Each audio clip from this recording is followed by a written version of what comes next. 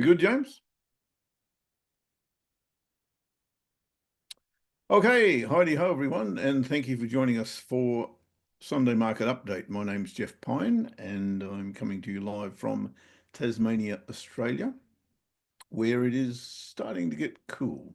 And if you're in Australia at the moment and on the mainland, you're probably not so cool, but it's starting to get cool here.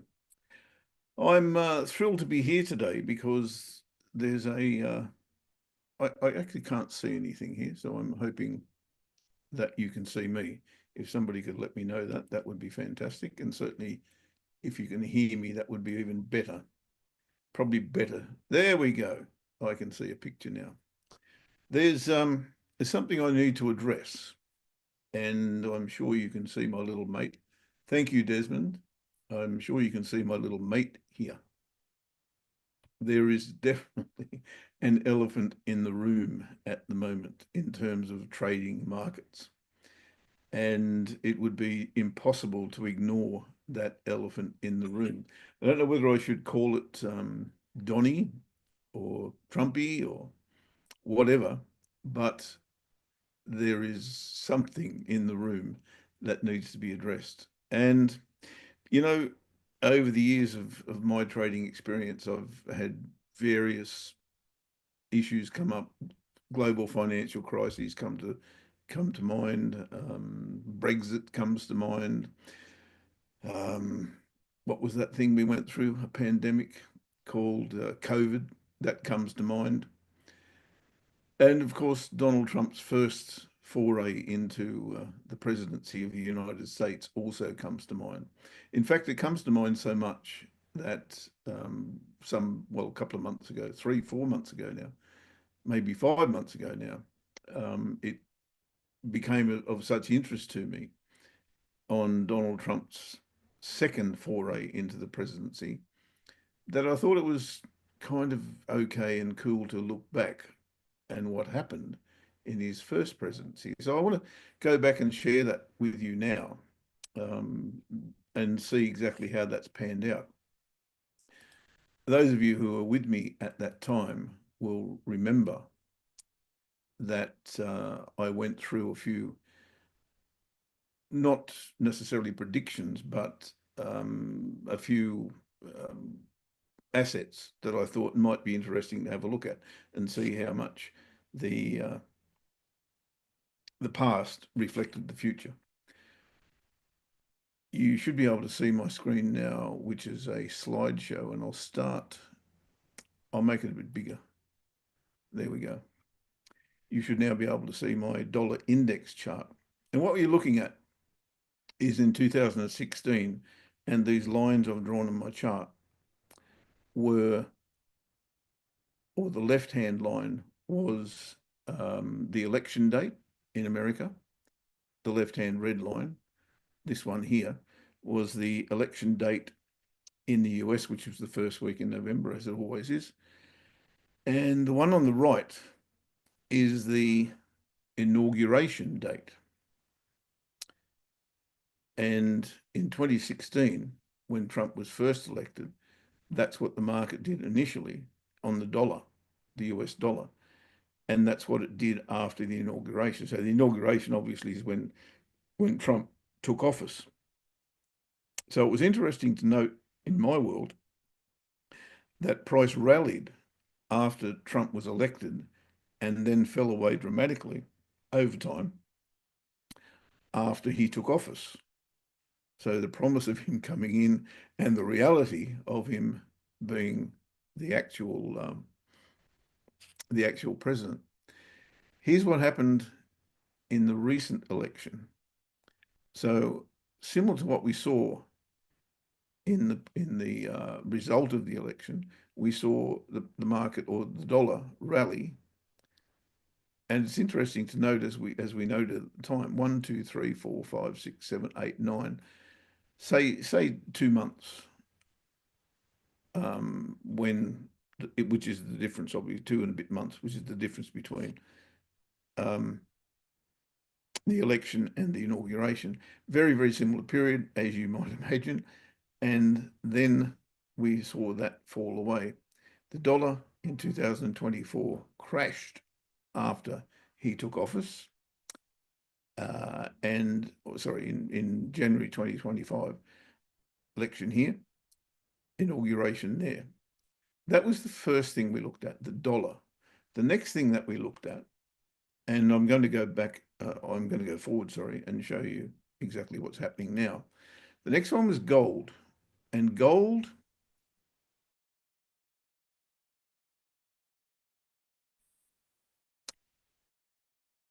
first term, don't forget, crashed. So the world was thinking, oh my God, what's this bloke going to do? And then it rallied. And as you know, it's rallied ever since into 2024 when Trump was elected here.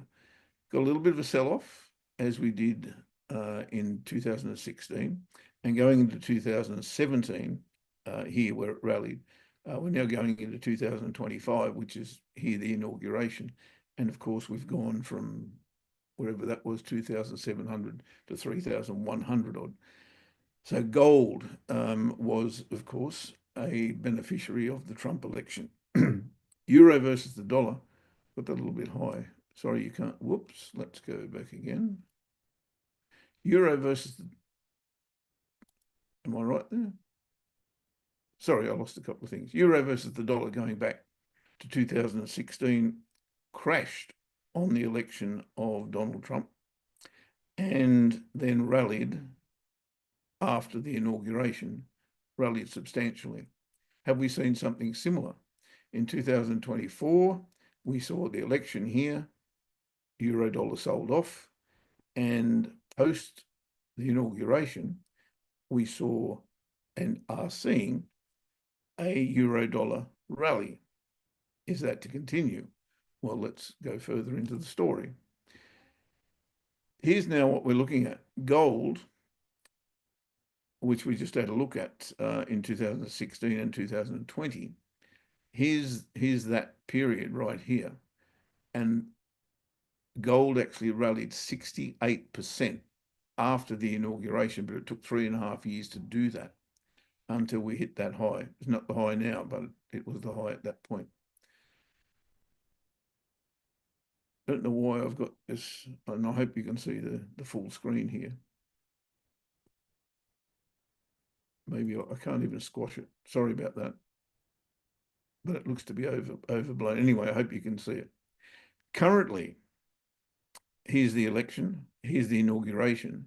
Gold has rallied only 10% post the inauguration, big reversal last week. That's where we currently are.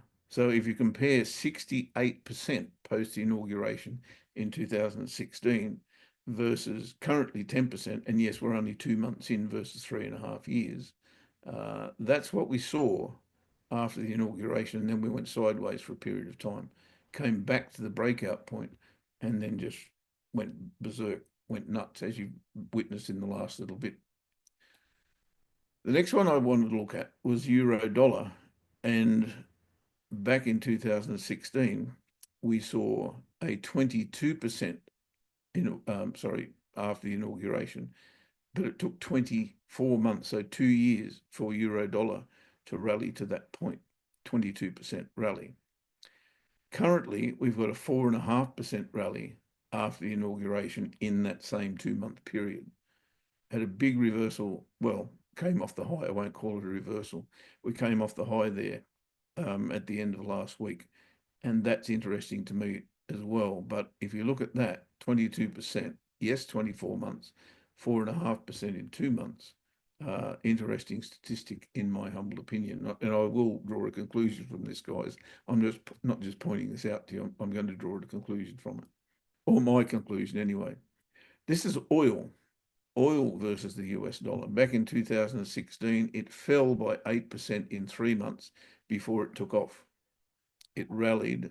So in the 3-month period after the inauguration, it rallied, it fell 8%, but then it just went nuts. Currently, we've got, here's the election, here's the inauguration. So similar pattern that we see here in oil, hit a resistance level and then tanked. Not so much here in 2016 as it has currently, down 19% in the 2 months since the inauguration of Donald Trump. So that to me is also telling me a story. So has gone double plus the amount that it fell in the first term, and now we're sitting below support, which is really, really interesting. Again, I'll draw a conclusion from that shortly. The S&P 500 is the outlier, in my humble opinion. Both of the, or all of those that I've just pointed out to you are very, very similar to what we saw in 2016. So Trump's first foray into the presidency. This is the absolute standout in so much as it is not the same. In fact, it's very, very different. If you look back in 2016, when Trump was elected and there's the inauguration, everything was on the up, and it just did not stop until 3 years later. It rallied 50% in 3 years post his inauguration. So all that way up. Did have some retracements and a deep one there, but you were never out of the money if you'd invested in the stock market or the S&P 500 at that point. Here's the line in the sand here with the S&P 500. What might that be? If you have a look, and you can't see it on here, but I can tell you what that is. That is March 2020. And we all know what happened in March 2020. That was the, what's that called? COVID-19. So the pandemic, right? And it just got smashed, obviously. Here we are in 2025, election inauguration.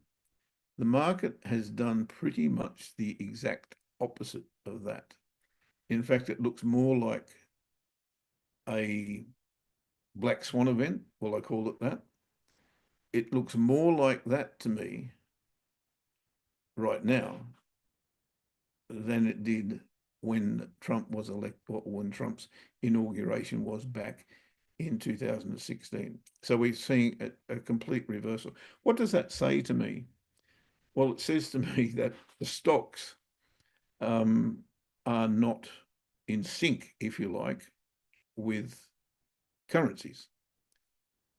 Where do I go from there? Well, my thoughts on that are that I'd much rather be trading currencies at the moment because they are predictable rather than, sorry, predictable in terms of what happened post-Trump, well, post-Trump's inauguration versus what's happening in the stock market. Now, are we in the same space? Hell no, because Trump has done some incredible things, as we know. Tariffs. I mean, it's not like, cheers, Sam, it's not like we weren't warned, because I remember Trump going, tariffs, tariffs, tariffs, you know, they're great, they're great, they're great. Watch the tariffs. Well, here we are, some, 6 months later, and we're seeing tariffs like we've never seen tariffs before. Now, I'm no economic expert or political commentator of any degree, I can assure you of that. But what I can deduce from all of that is that we're in an extremely volatile situation, number one. Number two is fundamentals are ruling the markets, or are they? And that's the question that I think we need to ask ourselves at the moment. What is actually going on?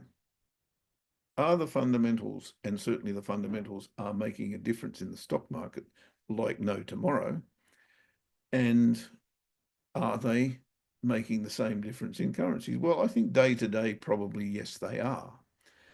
But then I have a look at the charts, and the charts tell me something completely, I won't say different, but completely intriguing and completely interesting. I'm going to go to the next slide, and the next slide, if I can find the next slide, I seem to have lost my ability to do that. That's weird. Stand by, guys. I have got an interesting scenario. Hang on 2 seconds. There we go. That's much better. Right, and the next slide is going back to the dollar index. Now, I skipped over the dollar index, what was happening now on purpose, because I believe that we are acting perfectly technically in terms of currencies. And I think the dollar index is one of the best places to display that. If you look at this chart, this is the monthly chart of the dollar index. Now, the dollar index takes into consideration, Sorry, the Jeff. dollar Yeah, basically. there's no slide showing, but can you please check it again, please? Thank you. Okay. Let me see if I can do that. Wonder why. Share. Share that screen. How now, Sam?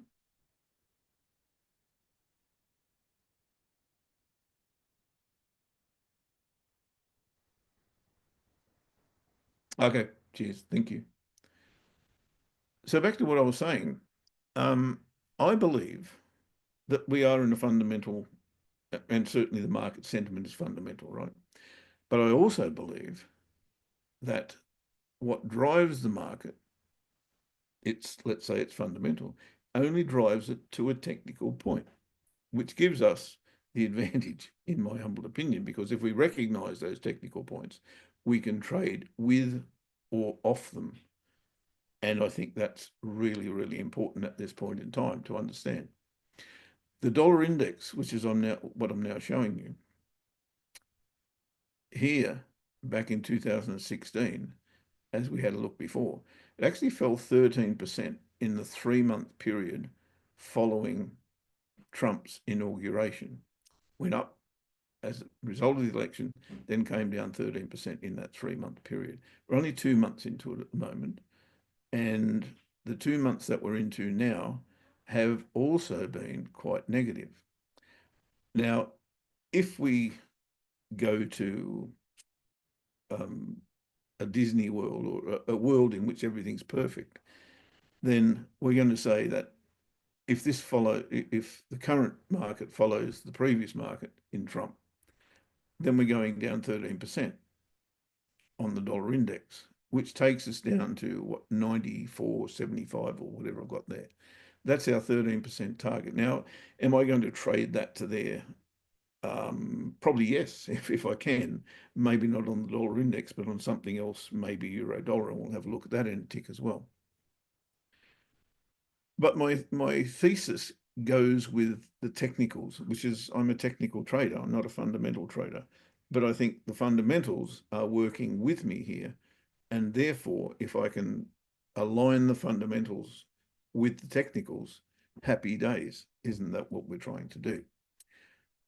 So the bigger picture here is telling me that this channel is quite reliable at this point in time. So we've gone from the low of the channel to the high of the channel. We've bounced off that. Took a while to bounce off that. And then eventually we got to the low. As a monthly chart, of course, is going to take time. But then we shot straight up here as the dollar rallied like no tomorrow. And now it's taking such a long time. Again, we've gone into this incredible range, if you like. It looks to be bullish, right? This looks to be a bull trend. Like, how can you say it's not? It's a bullish trend. However, if I then look at what happens when we hit the top of this, we go to the bottom.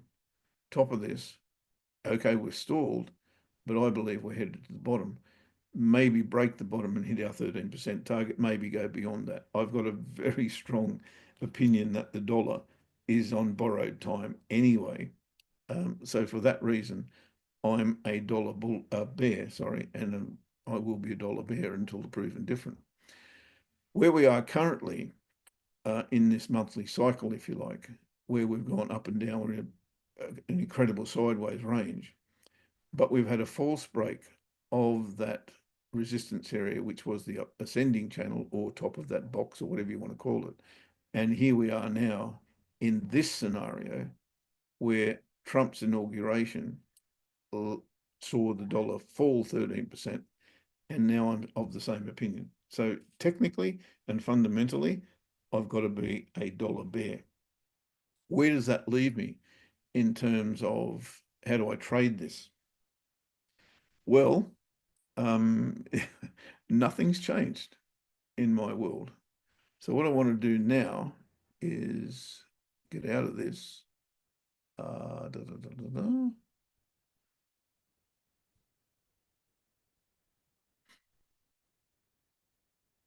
And take you to live charts. Boy, things have changed here. Okay.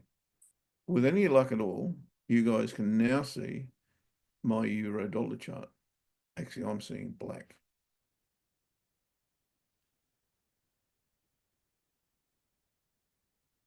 Let me know, guys, if you can see my euro dollar chart, which is a monthly chart. Please, if you don't mind, I am looking at the chat. How can you see it's euro dollar is a good question. You'll see the chart moving. That's all I can do.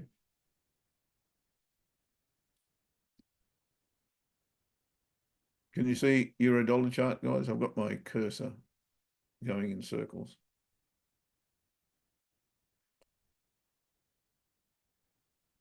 Not getting any chat for some reason. Aha. Thank you. Thank you. Now I'm getting responses. Right. So here's the thing. 2016, here, up we went.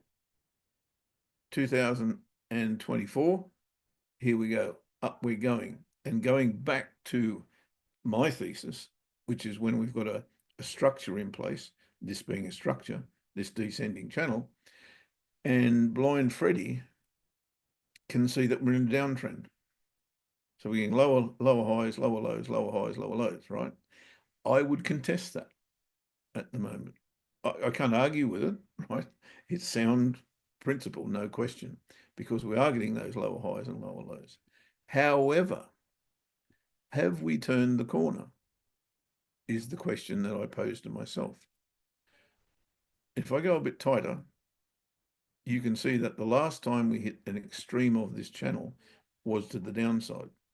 Now, again, with my thesis, if there's a bounce off the top, where do I expect it to go next? The bottom, right? Which it does over time. Now, I'm not saying this is happening tomorrow or even next week or even next month. But what I am saying is that where I would like to position myself is not to the downside here on euro versus the dollar, but to the upside.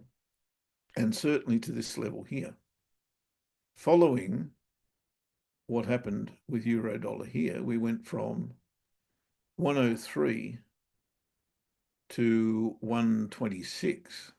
So 23, about 20, what did I say before? 22% rally.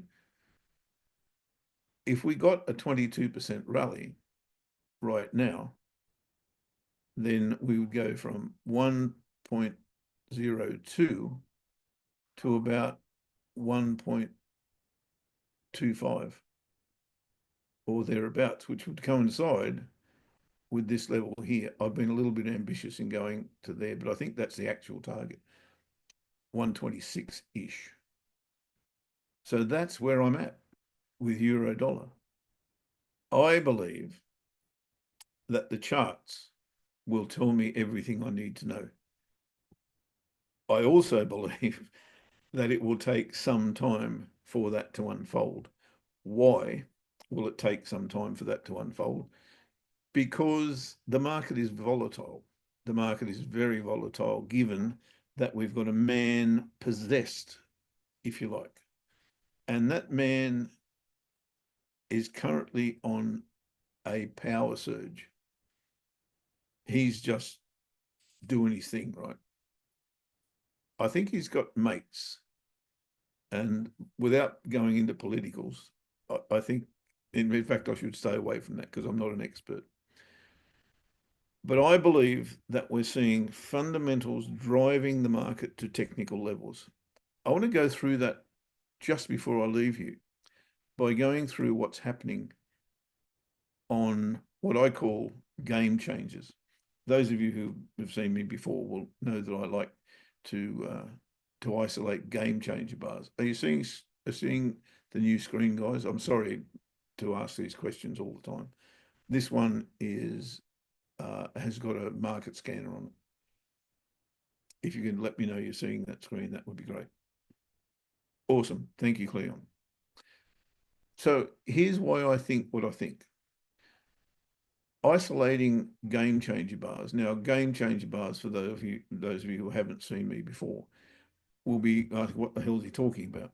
A game changer bar for me is a candle bar, call it what you want, that changes the direction of the market, right? So game changer, direction change. How I isolate those or identify those is when I've got an uptrend and I see a reversal bar like that, whose high? The high of that bar is higher than the previous bar, right? I'm on a weekly chart. Higher than the previous high. It closed on or near its low. Now forget everything else. As long as the high is higher than the high of the previous bar, and the bar closes or candle closes on or below, on or near its low, that is a game changer bar. So there's one there. There's one there. There's one there. No, sorry, there's not one there. There's no rally. You've got to have a rally first. There's one there. So when you look at this chart and you see something like that happen, technically we were warned that that was going to happen. We were warned that that was going to happen. We were warned that that was going to happen. So that's what a game changer bar does, and that's why I look for them, right? That would have been really nice to have been part of that had you been alert to it at the time. But here's the thing, and here's why I believe that technicals are confining what fundamentals drive the market. Because look at this. Where did that move stop? That move is massive and based on, what is it, Aussie CAD? Based probably on most of last week, but probably towards the end of last week, which was non-farm payrolls. But look where it stopped. It stopped dead in its tracks. So it closed dead on that support level. What do you think is going to happen next?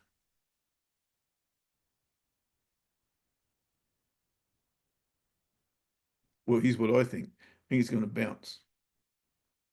The next one, Aussie versus the Kiwi. Game changer bar, game changer bar, game changer bar, game changer bar, right? They're all there. And we've got another game changer bar this week or this week that's just gone. Yes, Gary. Yes, indeed. This one a little bit different, but it did stop at, you got it, a support level. Now, I think this one's got plenty of room to go further.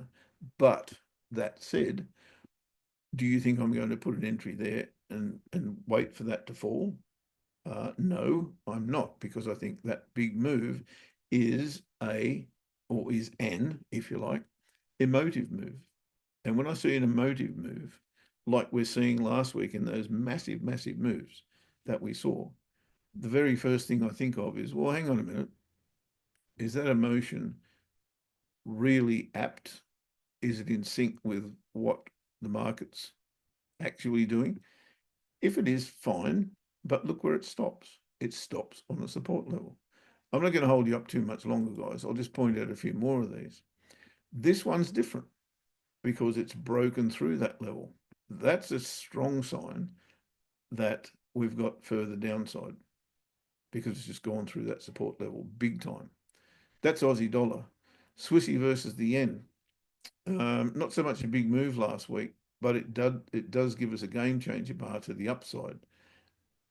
One point of difference here is that we're coming off a rally into a rally. We don't want to see that. We want to see a rally followed by a game changer bar that sends us in the opposite direction. So here we're going down, we want to see one that's going up. We're going down, we want to see one that's going up. We didn't have it there. We're going up, we want to see one that's going down, not going up here, right? So I would ignore that one and go to the next one, which is Euro versus the Swissy. Once again, you've got this beautiful technical level here. You've got this stopping bang on a trend line at the monthly pivot. What would I be expecting here? Well, it wouldn't be that I'm going to sell that bar. It's come off its low. Yes, it's a game changer bar, but it's stopped dead on its tracks at a strong support level. Pound versus the CAD. Impossible to know pound versus the CAD. What I would say is that it does have some sort of relevance here in that we've had a high reversal bar and a second low, and a first, sorry, lower high. One thing we haven't had is a decent rally. So that's what I always want to see. I want to see a rally into the reversal. I want to see a sell-off into the reversal like we had here, like we had here. That's what I want to see. So indefined, not definite, in my humble opinion, pound versus the CAD. Pound versus the Swissy. Here's another one. Look at that technical level. Amazing. Or is it? Are you amazed by this? Are you amazed that fundamentals drive the market so hard? Yet here's where they stop. They stop on a perfect technical level. And then the market thinks about it for a little while and goes on where it was going to go in the first place, in my humble opinion.